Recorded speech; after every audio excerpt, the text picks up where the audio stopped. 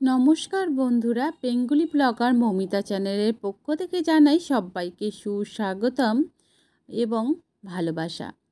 আমি ভালো আছি, ভগবানের আশীর্বাদে। আশা করছি আপনারা সকলে ভালো আছেন। ভারতবর্ষে যতগুলি উৎসব পালন করা হয় তার মধ্যে কৃষ্ণ জন্মাষ্টমী হলো অন্যতম। এই দিনটিকে ভক্তির সাথে পালন করার জন্য আমরা সারা বছর অপেক্ষা করে থাকি। ভগবান শ্রীকৃষ্ণের লীলা সর্বজন বিদিত। কারোর কাছে কৃষ্ণ তো কারো কাছে গোপাল বা গোবিন্দ, আবার কারো কাছে মাধব বা কানা নামে তিনি আদৃত। আমাদের মনে শ্রীকৃষ্ণ এমন একটি মনোমুগ্ধকর ছবি, যিনি পরম পুরুষোত্তম এবং সৃষ্টির জনক হওয়া সত্ত্বেও খুব আপন এবং সবচেয়ে পরিচিত বলে মনে করা হয়। আজ এই ভিডিওতে আমি শ্রীকৃষ্ণের জন্মাষ্টমী নিয়ে বিস্তারিতভাবে আলোচনা করব আপনাদের সঙ্গে। জন্মাষ্টমী যেখানে শ্রীকৃষ্ণের বাল্যরূপে আরাধনা করা হয়, সুসন্তান লাভের জন্য এবং পারিবারিক সুখ শান্তির জন্য আমরা প্রায় সবাই এই জন্মাষ্টমী তিথি পালন করে থাকি। এই ভিডিওতে আমরা জানব 2025 সালে জন্মাষ্টমী কবে এবং কখন পড়েছে।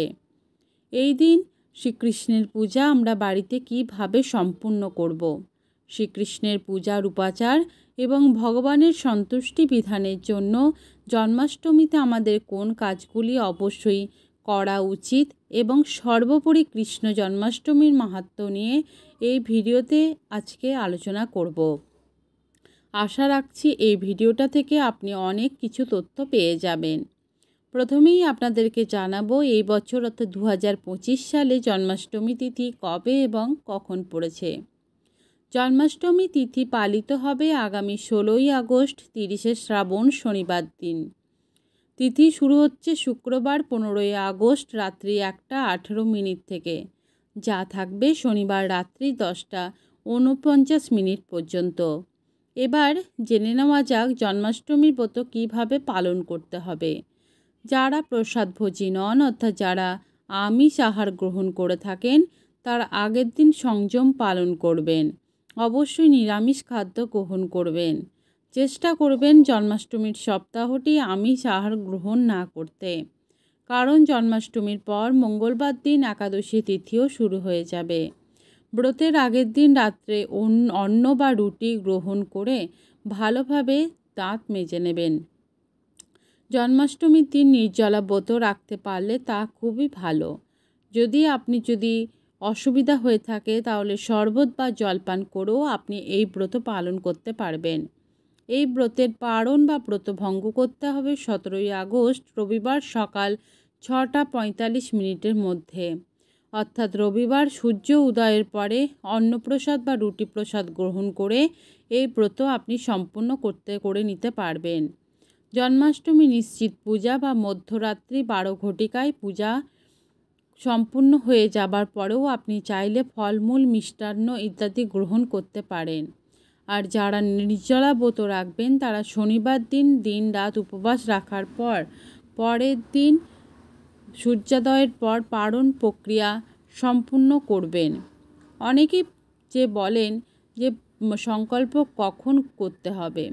ভবিষ্যতের পুরাণে এবং হরিভক্তি বিলাসে উল্লেখ রয়েছে, যেদিন ব্রতকারী উপবাস রাখবেন সেদিন ভোরবেলা সংকল্প গ্রহণ করতে হবে।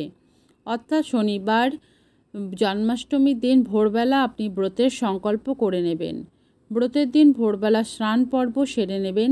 তারপর পরিষ্কার বস্ত্র পরিধান করে ভগবানের চরণে তুলসী পাতা এবং পুষ্প নিবেদন করবেন। জন্মাষ্টমীর সংকল্প মন্ত্রটি আপনি এভাবে উচ্চারণ করতে পারেন: অদ্যস্থিতা নিরাহার স্বভূতে পরমেশ্বর ভসামি দেবকী পুত্র আস্মিন জন্মাষ্টমী ব্রতে অদ্যস্থিত নিরাহার সর্বভোগ বিবর্জিতা ভেয়ম পুণ্ডরিকা শরণামমে ভবাচ্যুতা। যার অর্থ হলো, হে পরমেশ্বর, হে দেবকী নন্দন, আমি আজ জন্মাষ্টমীর ব্রতে উপবাস থেকে পরের দিন আহার সম্পূর্ণ করব। আমি যাতে এই ব্রতে সুসম্পূর্ণভাবে করতে পারি তার জন্য আপনি আমার সহায় থাকবেন। এই বলে এটা শুধু জন্মাষ্টমীর ব্রত নয়, যে কোনো ব্রত সম্পূর্ণ করার পূর্বে এই সংকল্প অবশ্যই গ্রহণ করতে হয়। এর মাধ্যমে আমরা ভগবানকে প্রার্থনা জানাই যে তিনি আমাকে ব্রত সম্পূর্ণ করতে সাহায্য করেন। এই যে সারা দিন রাত উপবাস করার যে ক্ষমতা, যে আমাদের যেটা থাকা দরকার, এটা আমরা নিজেদের শরীরে শক্তি দিয়ে কি করতে পারবো? আমরা সেটা করতে পারবো না, কারণ আমাদের নিজস্ব কোনো রকম শক্তি নেই। আমাদের সকল শক্তির উৎস হচ্ছে ভগবান স্বয়ং। তাই কৃতজ্ঞতা স্বরূপ ভগবানের কাছে প্রার্থনা করতে হয় যাতে সেই শক্তি আমরা তার কাছ থেকে পাই। যদি আপনারা মন্ত্রটা উচ্চারণ করতে কোনো রকম সমস্যা হয় বা অসুবিধা হয়, তাহলে হাত জোর করে ভগবানের কাছে বলুন, হে ভগবান, আমি আজ জন্মাষ্টমীর ব্রত করার সংকল্প করছি। আমি যাতে এই ব্রত সুসম্পূর্ণভাবে করতে পারি, তার জন্য আপনি আমার সহায় থাকবেন। এই বলে তুলসী পত্র, পুষ্প এবং যে ভগবানের চরণে নিবেদন করুন। এবং এই উপবাস সম্পূর্ণ নির্জলা যদি রাখা যায় তাহলে তো খুবই ভালো হয়। কিন্তু কোনো বৃদ্ধ মানুষ বা অসুস্থ হন বা বাড়ির ছোট বাচ্চা যদি এই উপবাস রাখতে চায়, তাহলে তারা ফলমূল, জল, মিষ্টি এসব খেয়ে কিন্তু ব্রত রাখতে পারেন। এই দিন বেশি বেশি করে জপ করুন, হরিনাম সংকীর্তন করুন, মঙ্গল আরতি করুন এবং ভগবদ গীতা পাঠ করুন। উপবাসের অর্থ হলো ভগবানের নিকটে বাস এবং বেশি বেশি করে ভগবানের সেবায় নিয়োজিত হওয়া। অনেকেই বলেন যে জন্মাষ্টমী কি বাড়িতে সকালে ভোগ দেওয়া যাবে নাকি? না, মধ্যরাত্রিতে ভোগ দিতে হয়। উপবাস ব্রত হলো মানুষের জন্য, ভগবানের জন্য নয়। তাই বাড়িতে বা প্রতিটি মন্দিরে ভগবানের অষ্টকালীন সেবা পূজা যথারীতি চলবে। আমরা উপবাস করি কেন? ভগবানকে সন্তুষ্ট করার জন্য। কিন্তু ভগবানের ব্রত পালন করার প্রয়োজন হয় না, তিনি কাকে সন্তুষ্ট করবেন। তাই আপনি দিনে রাতে যে কোনো সময় নির্দ্বিধায় ভোগ নিবেদন করতে পারেন। তবে যদি পঞ্চ রবিশস্যের ভোগ নিবেদন করতে চান, সেই ভোগ আপনি পরের দিন গ্রহণ করতে পারবেন। একাদশীর মতোই জন্মাষ্টমীতেও পঞ্চ রবিশস্য কিন্তু বর্জনীয়। আটা, ময়দা, সামাদানা, ওটস, ডালিয়া এদিন কোনো কিছু কিন্তু গ্রহণ করা চলবে না।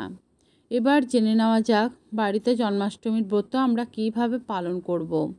কোন কোন সামগ্রী আমাদের প্রয়োজন।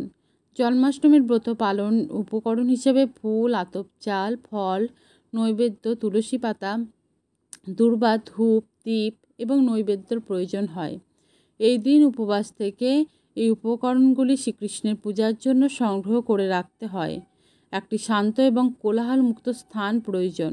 স্থানটি পরিষ্কার পরিচ্ছন্ন করে রাখতে হবে। এরপর আপনি শ্রীকৃষ্ণের যে কোনো মূর্তি বা পটচিত্রকে পুজো করবেন। সেই মূর্তি বা পটচিত্রটিকে একটি বেদির উপরে হলুদ বর্ণের আসন পেতে তার উপরে স্থাপন করতে হবে। শ্রীকৃষ্ণের সাথে সাথে গণেশের একটি মূর্তি বা পটচিত্র স্থাপন করতে পারেন।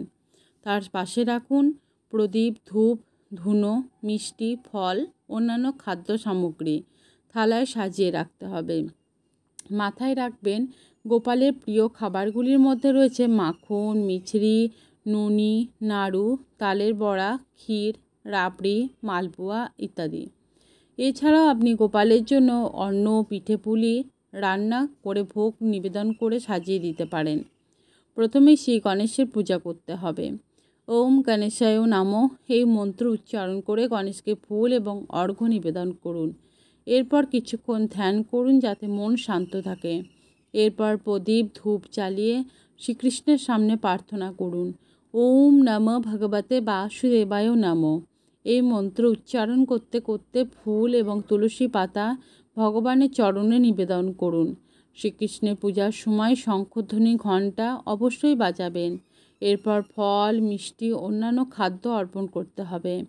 প্রার্থনা শেষে কিছুটা জল ছিটিয়ে দিতে হবে। এইভাবে পূজা সম্পূর্ণ হয়ে যাবার পর ভগবান শ্রীকৃষ্ণের বীজ মন্ত্র ওম ক্লিম কৃষ্ণায় নমঃ এই মন্ত্রটি মনে মনে 108 বার উচ্চারণ করতে হবে। এবং শ্রীকৃষ্ণের প্রার্থনার মন্ত্র হচ্ছে ওম নমঃ ভগবতে বাসুদেবায় নমঃ। এই মন্ত্রটিও আপনি মনে মনে জপ করতে পারেন। এই দিন ভগবানের শ্রীকৃষ্ণের সন্তুষ্টি বিধানের জন্য ভগবদ গীতা থেকে যে কোনো একটি অধ্যায় বা শ্লোক পাঠ অনুবাদ সহ পাঠ করুন এইভাবে পূজা সম্পূর্ণ করার পর জন্মাষ্টমীর ব্রত মাহাত্ম্য কথাটি একবার হলেও পাঠ করুন বা শ্রবণ করুন। একটা কথা আপনাদের জেনে রাখা দরকার, ব্রত কথা যদি পাঠ না করেন তাহলে কিন্তু প্রত্যেকটা ব্রতই কিন্তু অসম্পূর্ণ থেকে যায়। তো শ্রীকৃষ্ণের জন্মতিথি ভাদ্র মাসে এবং যে শুক্লা অষ্টমীতে জন্মাষ্টমী পালন করে থাকেন সনাতন ধর্মাবলম্বীরা, এবং যারা বিশ্বাস করেন পাশবিক শক্তি যখন সত্য, সুন্দর এবং পবিত্রতাকে গ্রাস করতে উদ্যত হয় তখনই ধর্ম সংস্থাপনের জন্য ভক্তের প্রার্থনায় সাড়া দিয়ে ঈশ্বর স্বয়ং অবতার রূপে পৃথিবীতে নেমে আসেন। সর্গুণ এবং শৌর্য, বীর্য, তেজ, জ্ঞান, শিব, বৈরাগ্য সম্পূর্ণ পূর্ণ অবতার রূপে তিনি প্রকাশিত হন। তো আপনিও যদি জন্মাষ্টমীর ব্রত নিষ্ঠার সহিত পালন করুন, অন্যকে পালন করার জন্য উৎসাহ দিন। তো চলুন ভিডিওটা এখানেই শেষ করছি। আজকের ভিডিওটা যদি কোনো অংশে ভালো লেগে থাকে তাহলে নিকট আত্মীয় স্বজন, বন্ধু বান্ধবদের সঙ্গে শেয়ার করে দেবেন। সবাই ভালো থাকবেন, সুস্থ থাকবেন, সাবধানে থাকবেন। Tata, bye bye.